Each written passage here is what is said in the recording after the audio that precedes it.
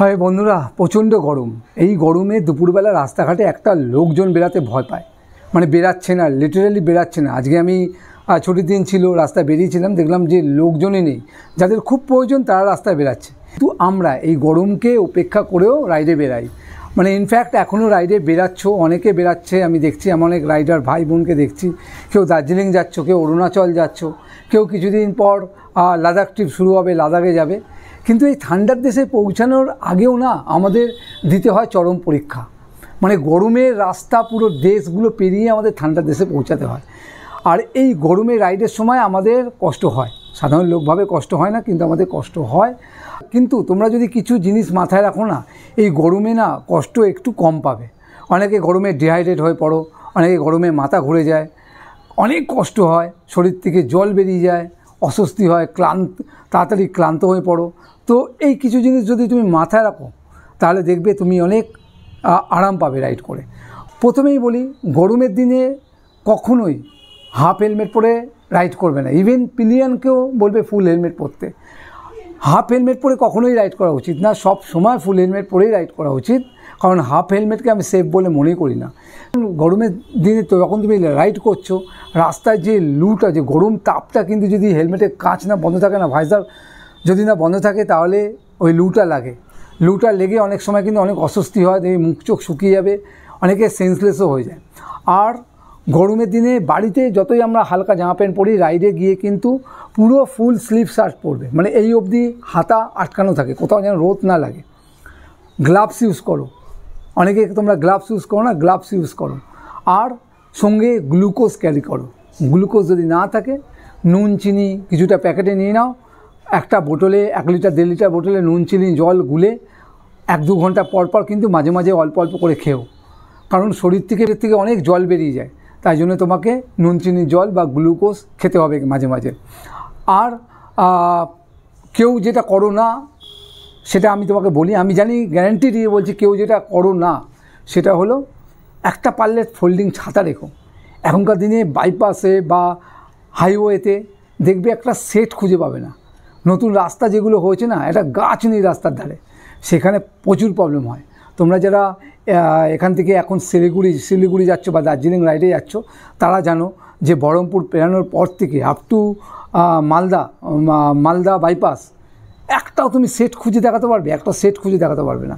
শুধু petrol pump আর toll tax বাদ দিয়ে কয়েকটা হাতে গোনা গাছ রয়েছে, কোনো গাছ নেই রাস্তার ধারে।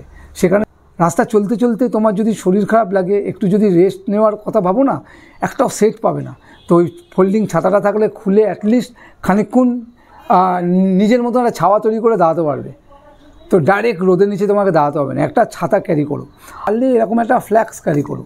আমরা কি হয়, রাইডে ঠান্ডা জল খুঁজি, ঠান্ডা জল দোকান থেকে কিনি, কিন্তু পুরো জলটা তো খেতে পাই না, হাফ জল খাই বা কিছুটা জল খাই আর কিছুটা জল রেখে দিই। কিন্তু এতটাই গরম থাকে যে কিছুক্ষণ পর সেই জলটা আর মুখে দেওয়া যায় না।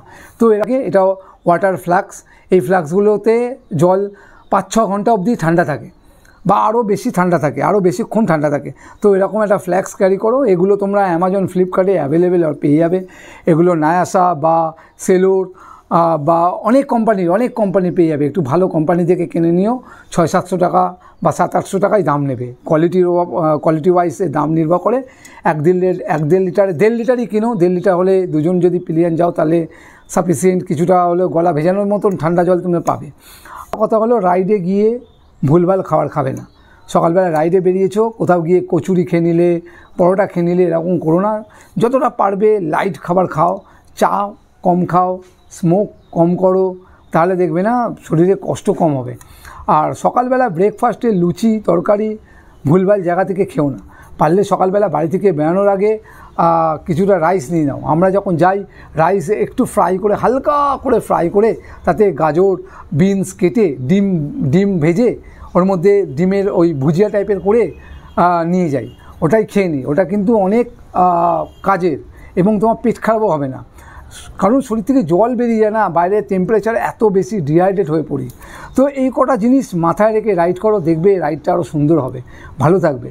আর যখনই শরীর খারাপ লাগবে তখনই দাঁড়িয়ে যেও, সেট দেখে, পেট্রোল পাম্প দেখে, টোল ট্যাক্স দেখে দাঁড়িয়ে যেও। ওখানে সেটে দাঁড়িয়ে পড়ো, যেখানেই ঠান্ডা জল দেখবে সেখানে ঠান্ডা জল দিয়ে মুখটা আর কাঁধ হাত পা ভালো করে একটু ধুয়ে নাও।